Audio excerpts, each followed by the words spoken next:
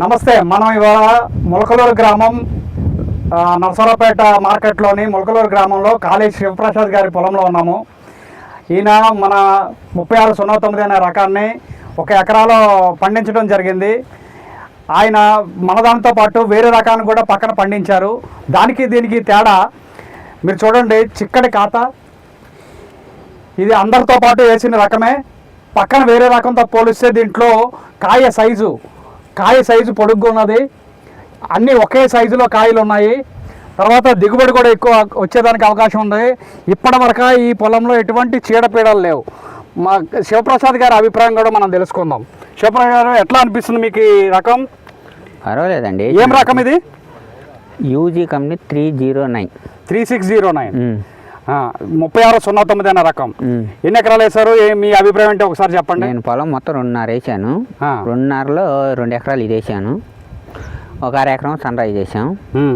పర్వాలేదు. మనం వేసిన వాటిల్లో చుట్టుపక్కల ఇక్కడ ఏదైతే 10 ఎకరాలు మిరప తోటలు ఉన్నాయి. ఈ 10 ఎకరాల్లో కూడా ఇది మిగులని, మనకంటే జనం మొత్తం వచ్చిన వాళ్ళంతా కూడా మిగులని చెప్పుకుంటున్నారు. మనకి వేసినందుకు కూడా తృప్తిగా ఉంది. వేసిందండి దిగుబడికైనా.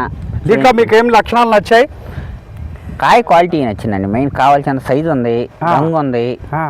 కాపు తంతె కూడా వాళ్ళు వీళ్ళు ఇత్తనం పెరగదు అది ఇది అన్నారు ఫస్ట్లో. కానీ నాకు మీరే చూస్తున్నారు కానీ నా ఎత్తుంది చేను కాసి వంగిపోయింది అక్కడికి.